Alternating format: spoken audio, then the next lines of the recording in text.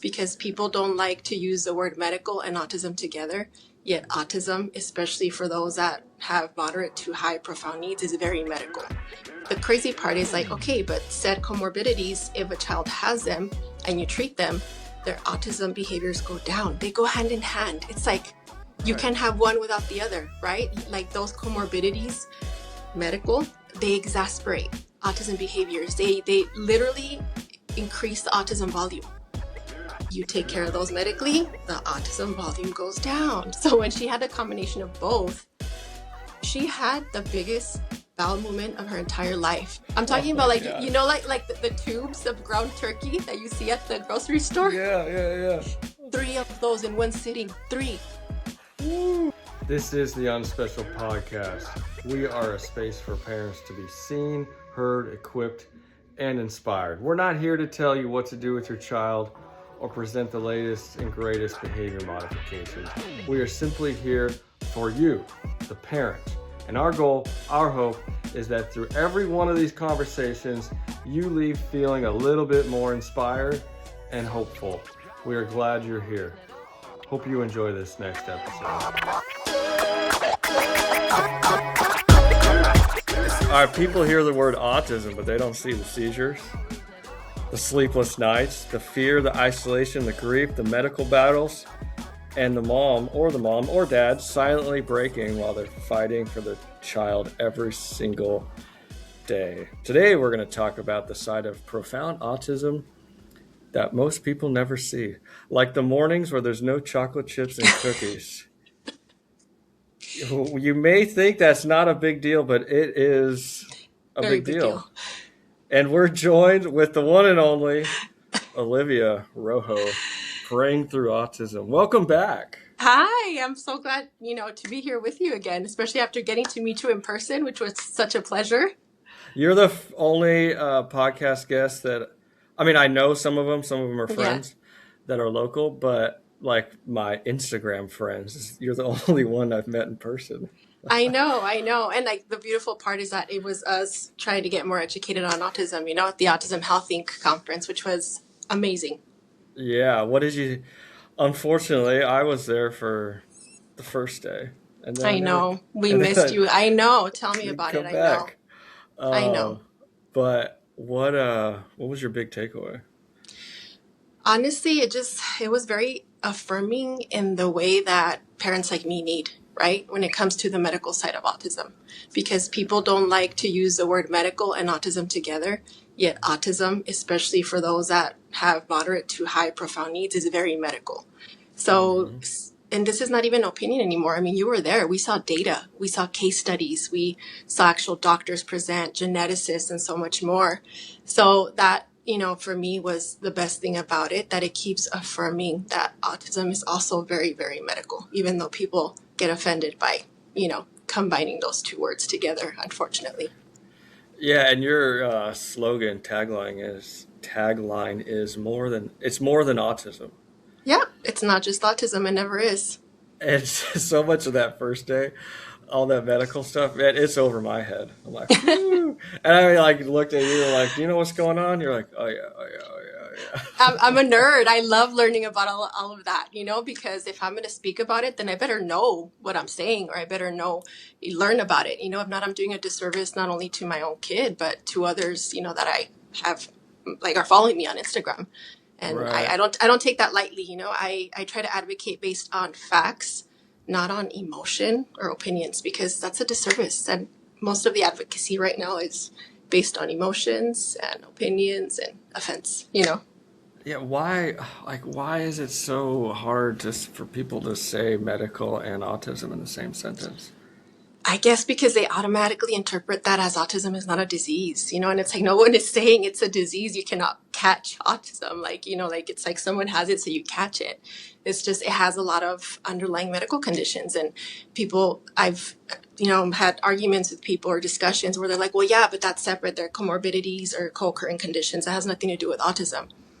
The crazy part is like, okay, but said comorbidities, if a child has them and you treat them, their autism behaviors go down. They go hand in hand. It's like you can't have one without the other, right? Like those comorbidities, medical, they exasperate autism behaviors. They literally increase the autism volume. You take care of those medically, the autism volume goes down. So it's like you were a teacher, cause and effect. Let's talk about it's that simple. But yet people get offended by those things, leaving our children to be medically neglected. Why? Because of offense? Like, it's just it's crazy to me. It really, really is. It's so sad. And we hit on it last podcast we did. I think that was like one of the episodes in the 40s. This is our 90th episode. Wow. Time flies. Yeah. And I actually talked about this with Tracy, the founder of Autism Health, the conference we were at. And she was saying, she's like, I don't understand why people just can't be curious. Stay curious, yes. But then it comes back to the denial piece and the thought of having some part in the diagnosis, which is extremely difficult. The acceptance of, so are you trying to insinuate that I caused this, right? We go back to that reality right there of wanting to not even tap into that thought. Right. Did you go through that phase? Remind me, I was trying to figure out what's your daughter's name. What's her name? Leah. Yes. Remind me, was she a regressive autism? Yes, regressive autism due to an immune trigger, and that's the thing that people also, it goes over their head or they just shut down. But I mean, I have the proof now, I have the labs, I have everything where I can literally tell you it was due to a vaccine injury. And people, probably get all bent out of shape when I say that because they take it too literal. It's like vaccine causes autism. No, I'm saying that for my child, it was an immune trigger. It was a starting point, right, into the perfect storm. And basically what that did is it led to severe immune dysfunction, which led to severe immune dysregulation, which then led to regression, which then led to what? An autism diagnosis because of how she started to present herself on the outside. Started stimming, started refusing foods she used to eat, lost her speech, her eye contact, all of that. What does that look like on the outside? Autism, right? Nobody ever explored deeper as to why she regressed. And that's the problem. They never explore regressive autism, or a child who regressed, right? But if an adult, say like you or me, we start regressing in our speech, or we start losing eye contact, they would take that as an emergency. That is what is insane to me. Yeah, it's not even, it's just like, oh, they have autism. Yeah, but it's like, oh, you have onset autism? Thousands of parents coming in with regressive autism, and they're like, no, something happened here. And it's just like, what is happening? Didn't they say at the conference there's some like 80 to 90%? That's what we're so aligned. I was about to I need to mention this. I believe it was Dr. Malone. Remember, he said that, and we go back to facts, for those that decide to get offended. You and I, we don't speak on opinion. We're literally speaking on facts.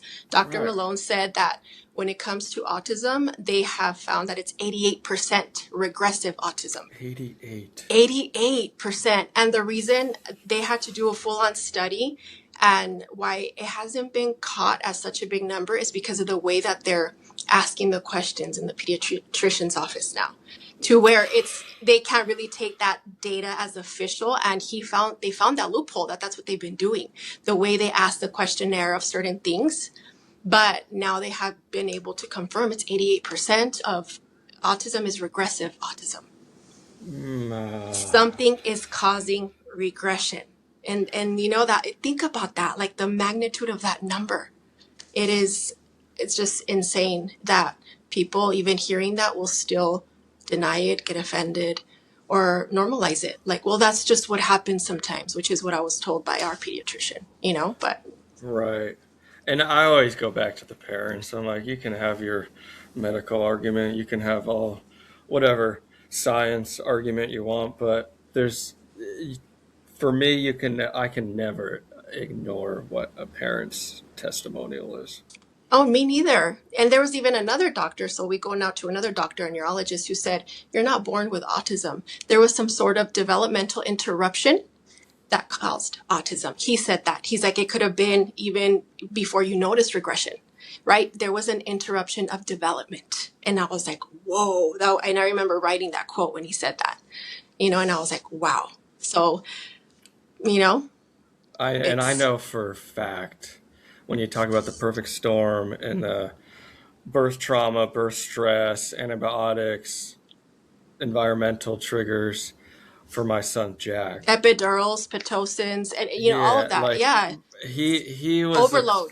classic case of a perfect storm baby. My wife was diagnosed with cancer when she was pregnant with him. Yeah. He had chemo in the womb, and thankfully we've been on this track for a long time, and we didn't have the environmental toxins put into him. And I know for a fact if we did, he would be regressing right now. And it's great. He's 18 months and he's at the age where you start to see it. And I Yes. like, like we said before I hit record, he has hand, foot, mouth right now. And I just see these things and I always go back to all you parents' stories. And I'm just like,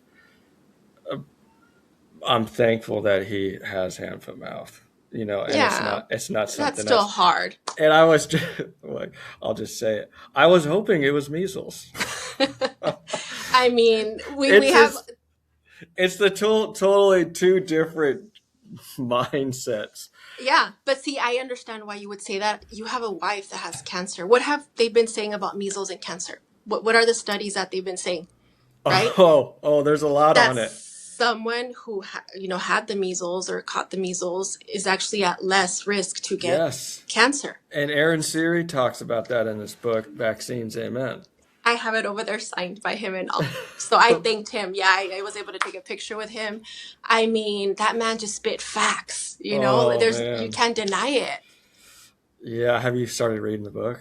Not yet. I was actually telling Tyler because he started reading it and he's like, it's so dense. Like there's just that you can't deny anything anymore once you read his book. And that's what he was telling me. I'm like, I need a day where like I can just binge it, where I'm not like, I'm really centered and ready. So, I mean, right now, since we're going to be moving to Arizona next month, there's a lot going on. And I'm like, maybe once I'm over there already and things are more calm, I'm going to dive into it. But yeah, you're moving. I am. And I'm moving to be close to her medical team over there. No way. Yes. Why? So you're exceptional mom.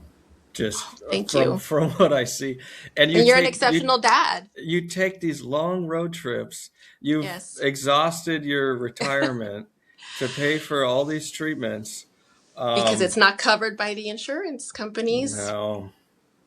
Yeah. So let's go. Well, Aaron Siri, when he was speaking, it got emotional for you. Yeah. You were next to me. You saw me crying. Yes. Yeah. But I was so impressed with his speaking because he was hilarious. Yeah. But you know why he got funny, right? Did I tell you? No. So we went out to eat. Afterwards they had the lunch, and one of the ladies that was a volunteer in the back, she coincidentally sat with me, and she's like, "Hey," she's like, "You were in the audience recording when Aaron Siri, presented, right?" And I was like, "Oh man, I'm gonna get in trouble." And I was like, "Yes." And she's like, "I recognized you." She's like, "You were the reason why he upped his jokes." And I'm like, "What do you mean?" And he's like, I asked him like, how can you joke still, with this type of topic? Yeah. And he's like, I have to. He's like, if you see, there's a mom out there recording in tears. So I have to make sure that I somehow keep it funny or light in any way I can, even though it's not a funny subject, because it's heartbreaking. He's like, the amount of tears I see in the audience when I go over these things and this data, which again, it's not just a presentation of opinion, it's legit data. He has dismantled From even a lawyer. Yes, he has, like he says, there's no room for him to be wrong. He has dismantled the debunk study everybody brings up, like completely, and so that's why he was actually funny, because he saw me like in tears recording him, and I was like, oh man. But it's because he hits so much on logic and the sarcasm with the logic of all the facts that he's spitting out. It's like, how do you even argue it? And not only that, the depositions he showed, these people that are the main vaccinologists, right? And how they could care less. They literally said, No, that they don't have the studies for this vaccine. No, for that vaccine. No, or like just you could see their just demeanor just really just affected my spirit. And I hope people go look at those depositions. These are the leading vaccinologists that are deciding what gets injected into our kids, and they have lied, literally lied, and they show you that in the depositions, and people still defend, vaccines like they do. It's just insanity to me. It really is at this point. Well, and it's crazy too, because for so long, I thought, I wasn't anti-vax. I'll just say it. You bring it out of me, Liv. And, and I was just like, you know what? It's their choice. I'm going to do what I feel is best for my family. Yeah. And that's how I still see it. But when you see all these facts and you see the cover-ups and you see the corruption, it makes me a lot more anti-vax, because it turns criminal, and you have 88% of kids with autism that are regressive, that if there was just truth and honesty from the start, we wouldn't have this. And then you can argue, okay, whatever, it's autism. But when you go into the inconvenient study with Del Bigtree and Aaron Siri, and you see the chronic illness stats of the country in kids, it's undeniable. Vaccinated.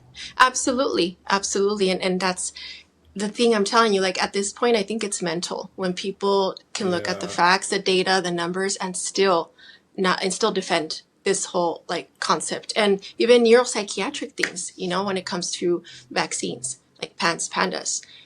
Actually, one of the girls you met, one of the moms, she won a case for a vaccine court. I don't know if you remember, she took her son with her, the older one, clearly autistic, right? But, he's lower support needs, still has an autism diagnosis, but she won in vaccine court.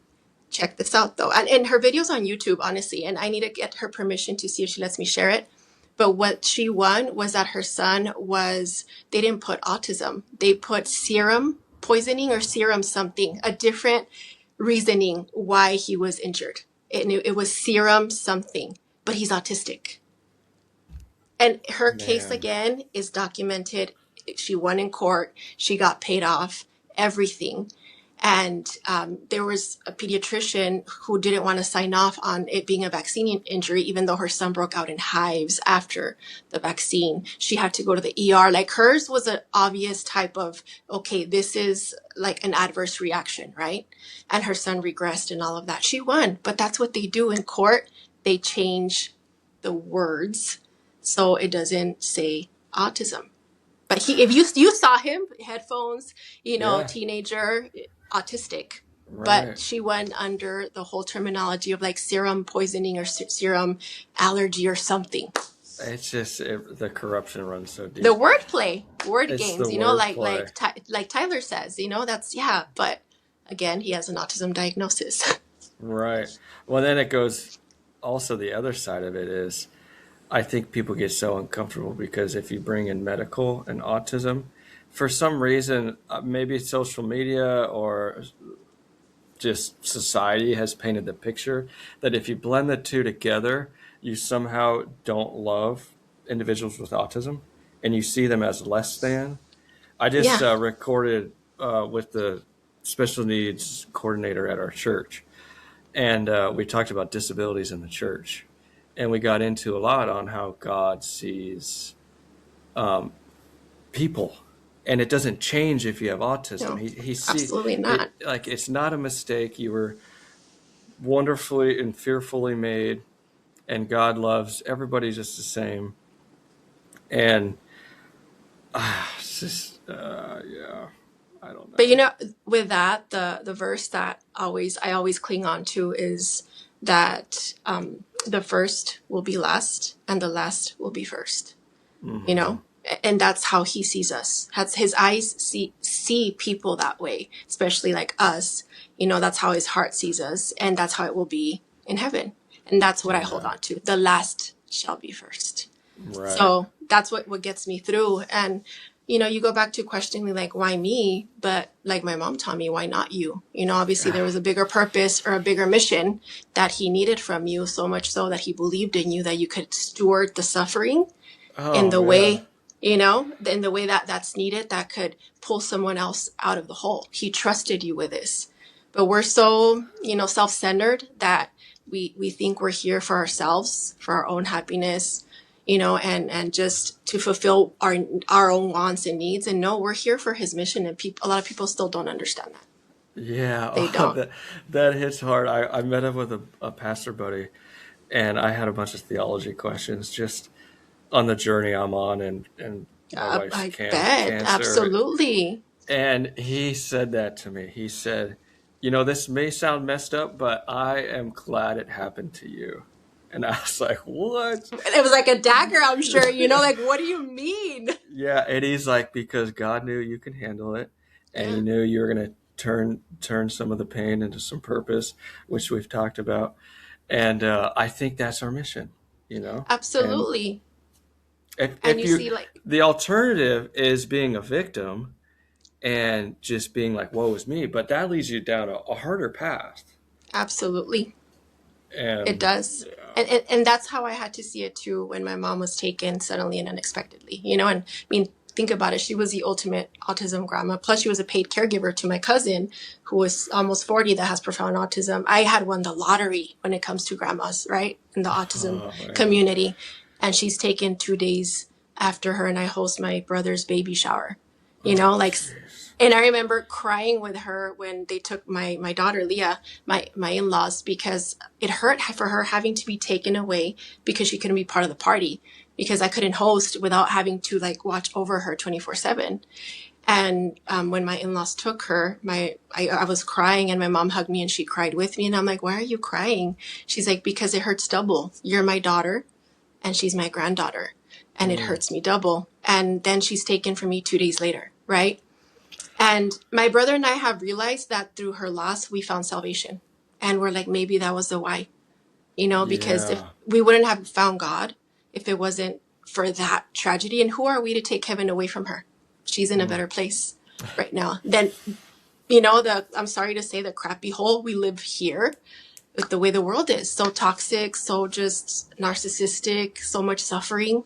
Right. So all of it is about perspective, right? Once you really build a relationship with God, it really changes so much of how you see suffering and things.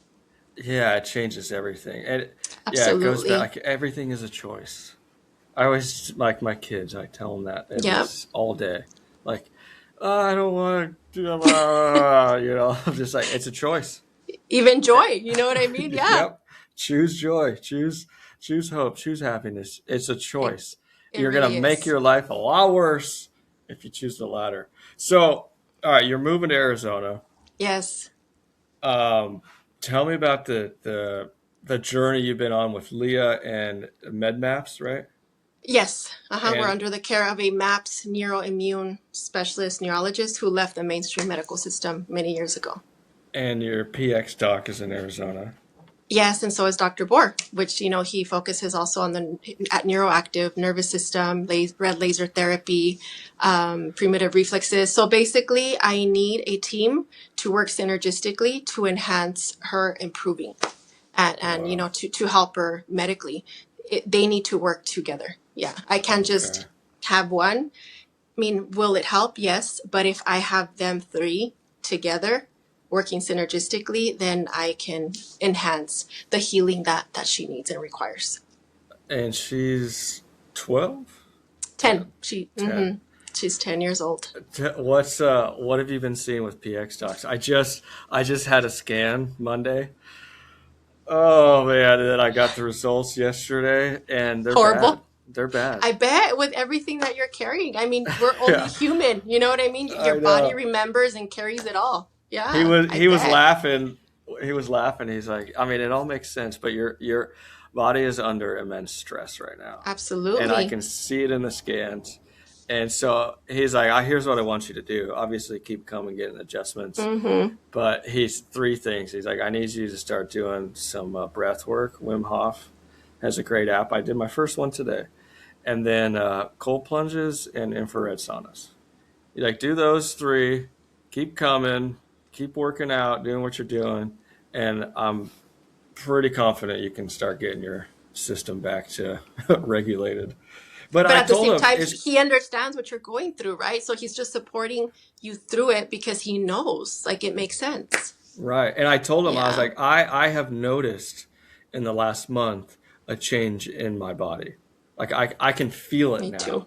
Hmm. And I was like, this isn't a surprise to me. I'm actually glad that it's confirmed. And now I can do something about it. Because I was like, that feeling you get. I don't know how to explain it. It's just kind of like chaos. Yes, like like an exasperated, like desperation of like, okay, I'm struggling, but I still need to hold it together, you know? And Right. and I think that's where you and I can relate in the sense of our nervous system being shot. But it's not because what we're victimizing ourselves. I mean, it's because we're literally dealing with legitimate hard stuff, you know, and then your Right. body just takes it all in, you know, and our spirit's the one that gets us through, but your body, it takes a hit. No matter what anybody says, you can't escape that. We can just support it. Right. So do you get adjustments too? No, not yet, but I mean, I am going to do that, you know, once I get Once you're out there. there. Yeah. Yeah, because my oldest laughs at me because she's like, Mom, why do you drive like this? And I'm like, my neck is crooked. She's like, you're always like this. And I'm like, it's comfortable for me. She's like, no, you look weird. And it's just, that's how messed up I probably am. Like when he adjusted me, my daughter's PX doc, and it's only happened once, I cried. I like had a meltdown. And Yeah. he's like, it's okay. This happens more than you know. Like and then my oldest again, she's like, Mom, like when he adjusted you, like the pops were super loud. Yeah. Yeah. Yeah. So, I mean, we need that support too, you know? Right. Right. It's not I just, think so. but what's crazy though, for Leah, is I can feel it and I can communicate it and I can put these measures in place to improve my system. For her, all that is pretty hard to notice. Oh, I mean, yeah. she can't say anything about it. She can't know. The way that the PX doc explained it to me is her energy will come out like on the outside, right? And that's what happens whenever her nervous system is like shot. It's like very loud stimming, angry stimming. She'll start throwing things, breaking things, and there's just too much energy inside that she needs to get out because it's just too strong and too debilitating. So that's what happens when it comes to her. Yeah, and for any new listeners, all the OG listeners hear me talk about PX docs all the time, but it's neurologically focused chiropractic, Yeah. addressing the nervous system. And essentially, you have subluxation in your spine, your neck, Mm-hmm. and your nerves can't communicate to the brain. So they're blocked, and then you get adjusted, they get opened up, and then all the true healing can take place because your system is in rest and digest, and you're not in fight or flight. Fight or What are flight. some of the improvements you see? And you have some pretty funny stories on your drives back. I mean, like every time she's gotten adjusted, she stinks up the car. I'm not gonna lie. You know, Yeah. it's just like gas galore the whole way. Like, and it's insanity to me that just with an adjustment that can happen, right? Where her Right. gut rests and she passes gas like crazy. And then there's like 2 days later, the biggest bowel movements I've ever seen. Like Wow. there was, with a combination of and that's why I'm moving, of our PX Doc plus Dr. Bohr, which used also like, besides the red laser therapy, and the vagus nerve and all that, some sort of contraction machine. I don't know the name of it on her pelvic area because he's aware that she struggles with motility, which means, pushing the stuff out, the gut brain axis and connection. So when she had a combination of both, she had the biggest bowel movement of her entire life. I'm Oh talking about my like, gosh. like the tubes of ground turkey that you see at the grocery store. Yeah, yeah, yeah. 3 of those in one sitting. 3. Woo. we And were that ball like, is just stored in her for so long. I don't even know how that even fits. Like, do you know how like big those things? And it was not just one; it was three. It was. I mean, I don't like Tyler talks about. Like at this point, I understand the knife. You know, the poop knife, because how are you going to get that to flush down the toilet? And, Uh-huh. and first of all, how does that fit in her belly? Wow. So with her, we've noticed a lot of it is motility, right? It's Okay. literally the connection of pushing the stuff out. And whatever Dr. Bohr used, which was like some sort of contraction thing in her pelvic area, kind of helped her contract. And within like 2 days, we had that. Plus the whole PX docs combination, like you said, rest, digest, help the nervous system. It was like, whoa. So I need all of that working synergistically, plus, our MAPS doctor as well, which is taking care of the medical side of her struggles. Yeah, let's go into that. I'm curious. Where would somebody start with that? And I guess start with your journey with Leah. Like, when did all the medical stuff start? I kind of dipped into it when she was young, when she regressed, and I would say maybe like around 3. But I got so overwhelmed, Zach, that I would shut down and Yeah. ignore it. And there was just like, I couldn't, and I would just say, I'll do it later. I remember even ordering certain tests. I never did them because you would get information from everywhere. And I think that happens to a lot of parents where you get so overwhelmed that you shut down. So for me, it happened in puberty. And that's why I advocate, I'm like, look before puberty, because it Oh, yeah. exasperated everything that was already going on with her, I and think that's when we recorded last. She was starting to go through yes, puberty. yeah, it was so bad, like where I had to go to the ER because I was losing her yet again. And, got bounced around from neurology to GI to endocrinology to, and all they wanted to do was medicate, even stop her period and, all this stuff, like so many things that would have also just been medication. No one looking necessarily deeper. Did they do an EEG? Yes. 2 1-hour EEGs. Didn't find anything. An MRI? Yes. Didn't find anything. Wow. But then, because I learned from TACA and from MAPS, I pushed for it's a lumbar puncture because Okay. I learned about the whole regression, antibodies, cerebral folate deficiency, and they were like, "Why are you asking for this?" And I took articles from TACA because they didn't want to believe me as to why and what that has to do with autism. And I was the first one here in my city to order a lumbar puncture with said things because nobody ever recognizes these things in autism. And they found she had cerebral folate deficiency, which Okay. 70% of our children do, the non-speakers, but that's not recognized by the mainstream medical system. And that was already kind of like the starting point of, there's more to this. And I also requested the measles, mumps, and rubella antibodies from our mainstream neurologist. I'm like, look, she regressed after the MMR. I'm going to be real with you. That is just facts. I want to see her antibodies, learn from TACA as well. She's like, for what? They're going to come out positive. She had the MMR. It's useless to ask for that. And it was just like a back and forth with her. Then, fast forward to our MAPS doctor, which I'm like, I need to step out of mainstream. Our MAPS doctor was like, yes, but how high are they? She was livid. She's like, that matters. How high are the antibodies? Yes, they're going to be present, but how high are they? And she's the one that found out how high they were. Oh, wow. Wow. Yeah.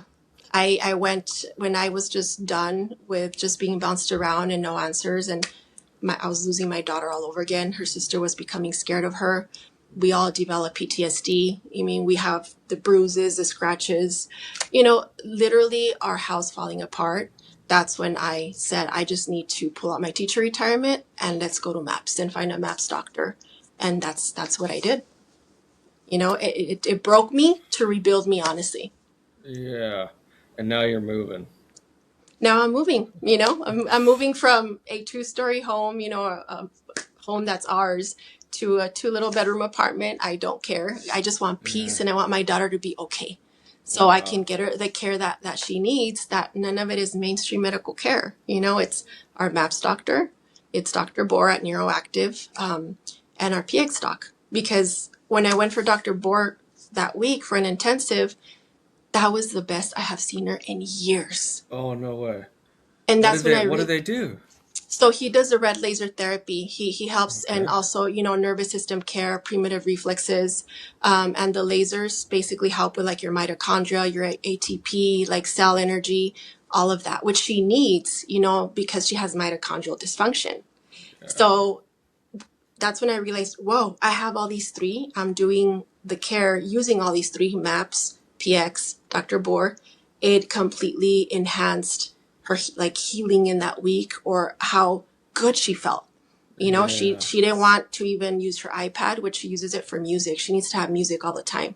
And I think it's because of the neuroinflammation. She was engaging more with me. She was, getting her books out. She was calmer, stimming less. She slept better. So now I'm like, he was the missing piece. And I always tell him that I'm like, you were the missing piece to all of this. And he's the one that told me, he's like, you're already doing everything. He's like, I literally don't have to really tell you like, hey, let's test for this. You have all those tests. He's like, I think this is a case where it just works synergistically. When you add one piece and it's like, boom. And that's what I found out with him, what it did. It worked so much that when I came home, I got PTSD because she started regressing on me again. And I'm like, I want my little girl that I had that whole week, like I want her back. And that's why I'm moving. I'm like, that's the her. And people argue about, you're trying to change your child, cure your child. No, I'm trying to give her a better quality of life and for her not suffer, Right. So how much, that argument, like how much is she going to change? She's still her. Exactly. Like she's still who she is. She's just going to feel a lot better.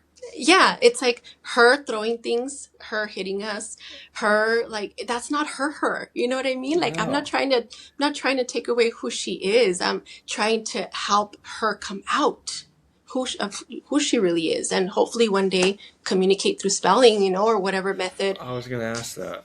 Are you going to start doing that? I have actually. I got trained for it to be her like partner. No way. Manny, what haven't you done? I know. But honestly, the sad part is because she also has PANDAS, which is like neuropsychiatric, a condition as well due to like streptococcus and all of that. It's a lot harder because that adds a layer of more impulsivity of OCD. So it's like we kind of have to take it very slow. And my goal right now is, again, to regulate her more so I can get her spelling more, or better. Yeah. Because even those sessions, our spelling sessions, it's like she gets so frustrated and she'll like push the table away and get up or like throw something. And it's just like very just, hard to really get her to improve unless I help her feel safe and calm in her body. So we're doing it very slowly. Has she spelled anything? Like by herself, when it comes to like answering a question, no, but she has answered questions from text, Okay. So like, say if I'm reading a text to her and then I'll ask her for the basic question, what color, was the door, at the church, or, whatever, she'll be able to tell me the color by spelling. Yeah. And so we're taking it because that's what I learned, in the spelling training. It's like you have to really balance like the cognitive and intelligence and how much you're asking their body to do. Because if you take the whole cognitive load too high, too fast, you dysregulate them. Mm-hmm. So because she's already a very dysregulated child due to having so many underlying conditions, right now I have to keep it very like basic, to keep her nervous system in check. Man, I can't wait to hear in like a year's time or whatever. After I live over there, I know. Open spelling, telling you her thoughts. Like, what would that mean for you? It's literally, those are my prayers. It's like my prayers is just that her having a better quality of life, for me to be able to show her more of the world, not keep her confined because, I actually had another child, this past week say when he looked at her, he said, she gives me the creeps. Oh, that broke my heart. Why? Because of the way she stims and she's so loud, and that we can get into that in the aspect of, there's so many parents that don't realize that when your children get older, compassion lessens, right? acceptance lessons. So many things go down, and it's more heartbreaking when they're older because society is less just understanding, and before, when they're little and they're having their meltdowns, and they, you show more grace, like, oh, is she okay, is he okay? But when they're older, kids even share that they're scared of kids like mine, and hearing that comment, oh, that was a dagger to my heart, but it's just, they're really hard realities. And that's why I wish I would have started all this when she was younger, because to protect her from so many things. And now knowing that she has so many things wrong with her, I'm like, anybody wants to come at me, I'm like, I have it all mapped right here, everything that's wrong with her, No, I think people would be pretty foolish to come at you.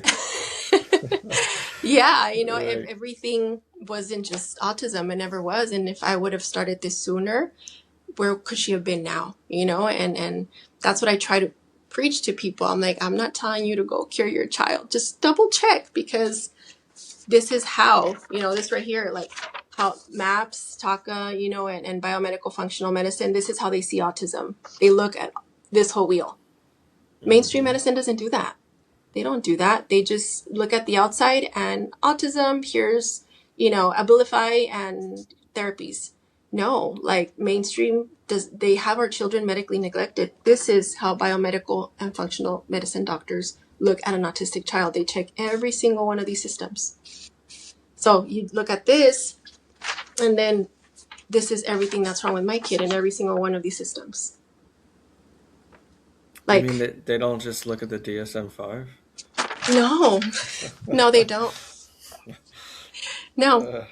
And I'm like, because I like, spitting facts, they are the ones that have found that over 50% of children with high or profound needs have 4 to 5 underlying medical conditions, 4 to 5, that get completely ignored by the mainstream medical system. And like our MAPS doctor, for example, she's like, I'm going to have to redo the MRI because mainstream doesn't look at the same things we look at, right? And even the EEG, we're about to redo it to be 48 hours. And every functional or biomedical doctor that I've met redoes all the EEGs mainstream did, because they're like, no, they don't look at the same things we do. Or 1 hour one doesn't say anything. So I'm having an in-home one next month for 48 hours. Oh, they have to redo everything. They have to redo everything that mainstream did because they do not look for the right things. It's or exhausting. They don't want to look. Yeah, or I think also it's insurance-based, because I remember when I did the lumbar puncture, their mainstream neurologist was like, well, I don't think it's going to cover this. I'm like, why not? Well, because she's an autistic child and this has nothing to do with autism. I beg your pardon. I'm giving you the articles that cerebral folate deficiency, 70% of our kids have this. Yeah, but mainstream doesn't recognize that in autism. How about leucovorin? Have you used that? Oh, that's another thing that, because the American Association of Pediatrics is now not recommending it. They're not recommending it for autism because they don't know how to dose it. So I haven't started that yet. I can't. And this is how amazing biomedical care is. Our MAPS doctor's like, she's not ready. I have to first take care of certain systems here. Let's take care first of her gut, right? That's a big point, like the order of things. The layers. She's like, nope, she's not ready for leucovorin. I have to take care of her gut. We have to take care of her mitochondria, her metabolic system. So she absorbs it as she should. Right. And mainstream doesn't offer that care. It's insanity. No. So mine isn't ready for leucovorin yet. So when all this came out, pediatricians or even neurologists in mainstream, they were just passing it out like Tic Tacs at this point, and they were dosing it very high. Biomedical starts at 0.1. Pediatricians were starting at 25 milligrams. Some and kids were having reactions, obviously. And that's why it's like so crazy, because I'm like, because they're not doing it right. They're just like giving it to families that are asking for it because all these families got excited, right? But they're not taking care of the other systems first before even offering it to a child. Like there's a doctor at TACA that told us he started at 0.1. And the child stopped having 30 seizures a day. 30 seizures a day. Okay. And then he went up to 0.2. And, he started kind of like vocalizing a little bit more. Seizures still disappeared. He went up to 0.3, seizures came back. So he's like, his like baseline or where I needed him at was 0.2. That's how biomedical works. They titrate things up slowly. They check to see how it's going, and they adjust based on that child. Not just like, oh, look, abhorrent, here's you go, 25 milligrams. Oh, no, like that's how we should all receive care, to be honest. And it's so frustrating that that's not how it is. Yeah, it's all the system and yada yada. Yeah, I mean, know. we saw it a lot with cancer. I bet. It's a business, you know, and they can only do what the business does, and it's unfortunately. And we're a customer. Yeah, we're a customer. Yeah. Exactly. So how are you feeling about the move to Arizona? You know, I'm excited. Friends? I have my best friend since kinder over there. She lives over there. Nice. And okay. she has a little girl with autism as well. Go figure. Oh, perfect. Not So perfect, but you know. Yeah, I mean, I'm excited in that sense. The only hard part is I'm leaving my other daughter here probably for a year, you know, Okay. because she still wants to continue school here. And to be honest, and this is a tough part, I think she needs the break. Her nervous system is shot, you know. Yeah. She has suffered a lot too, and I think she needs calmness. And it's heartbreaking that, you know, I have to humble myself and realize that, because it's going to cause for us to be apart, even though they will do a lot of back and forth, right? I will see her and I'll do a lot of back and forth, but I have to sacrifice how much that hurts and offer her some peace until I get Leah better. And that's what did you say, like 5-hour drive? 6-hour drive. 6-hour drive. Mm-hmm. Yeah. Yeah. I mean, it's close enough, but it's still a long ways. It is. And I see how dysregulated she is. I see how her nervous system is also suffering, you know, and it hurts me.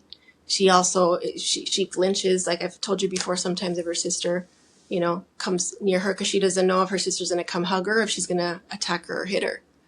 And that all comes because of the pandas and also the adrenaline storms, which have gotten better, you know, through MAPS and all of that. She's not on any antipsychotics. But okay. I mean, we're all scarred from those moments, you know. At the end of the day, even if we're okay and we're very neuroaffirming and understanding, the body remembers, you know. Mm-hmm.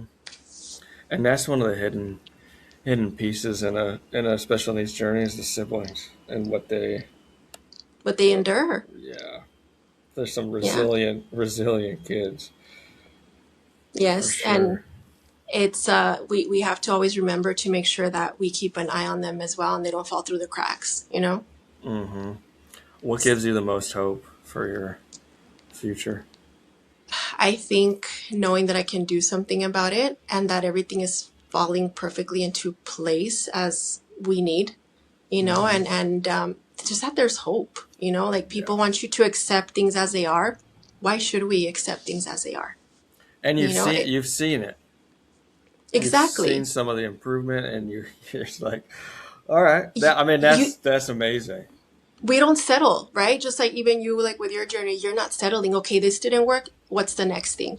I'm not going to give up on my kid and accept her suffering just to protect a label. That is the most ridiculous thing in the world. Why would I do that? You know, I know she wants this help because she lines up for her supplements. You know, she lines up, you know, whenever I'm making her meals, she lines up for the things that I give her because she knows they help. You should have seen her when she goes to PX Docs, how excited she gets.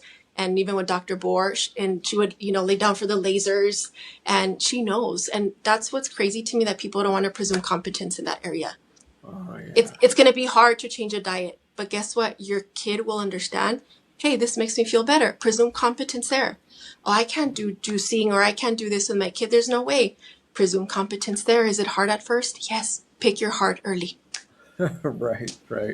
Pick your heart early. That's good. Yes. It's all hard. Yeah, pick your heart. Choose it.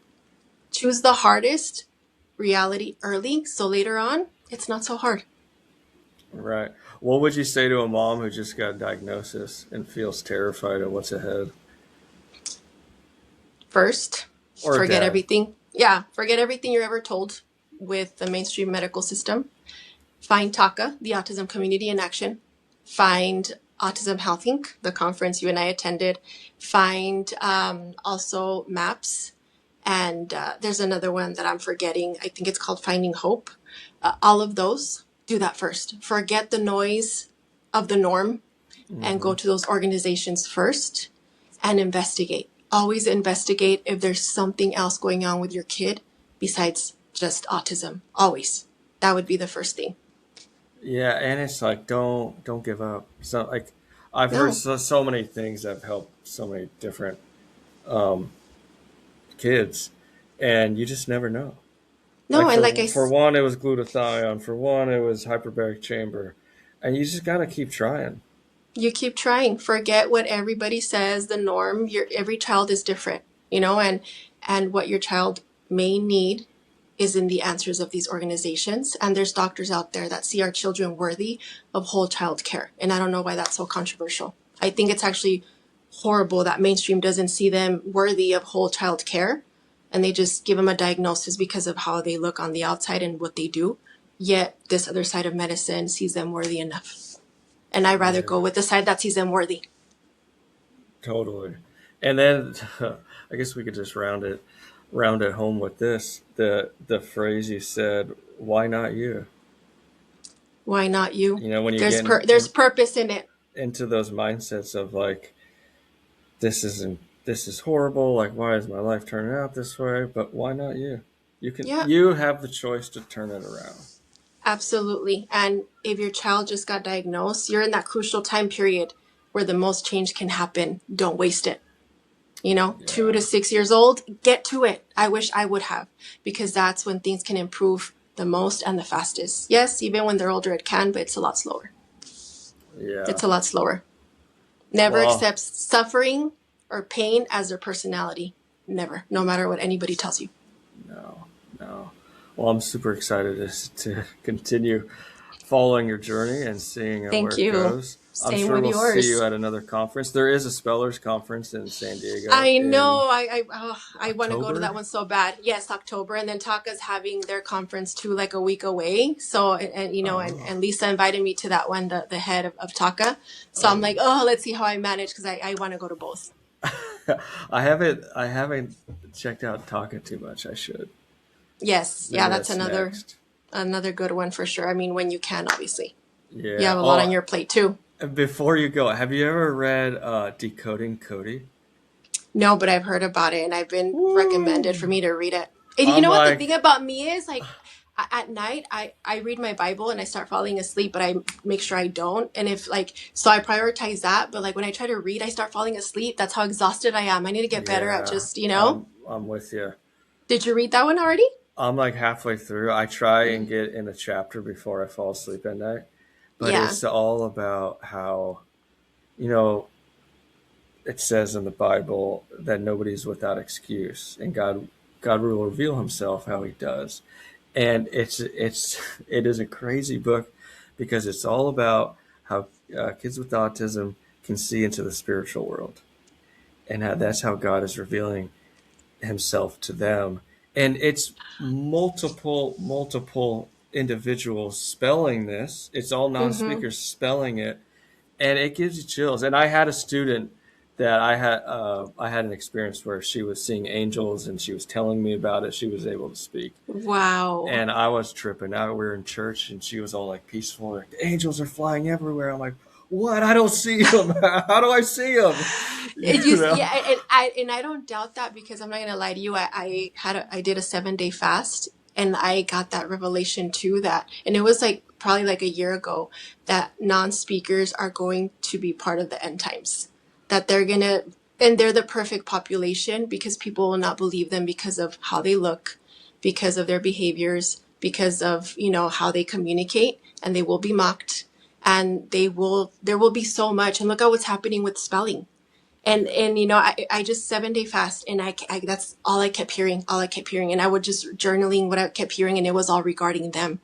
And that was like a year ago, and I don't doubt it, to be honest, because I've had No. some experiences myself, even with my daughter, and Right. her pointing at things and covering her face and just things that I'm like, just it's all spiritual more than people really like to get into. And to those that do, good, because you have to. There's a lot to it spiritually. Yeah, I think it's in 2 weeks. I have a podcast dropping with letters with what is it called? Yes, I know who you're talking about. Yes. Yes. Maggie. I don't remember what her handle is, but yeah, we talk about it a lot. And she told me, she's like, you've never read Decoding Cody? Are you kidding me? And so I need to do it as an audiobook at least now, because you got me more, on the drive. It's a trip. I love it. It's like there's so much to talk about or to learn and tell me about it. I'm like, I've had sleep paralysis dreams, I've had spiritual dreams about it, and all with trying to help my daughter get better. And it's like it's crazy how, like I tell you, there's a lot spiritually to this.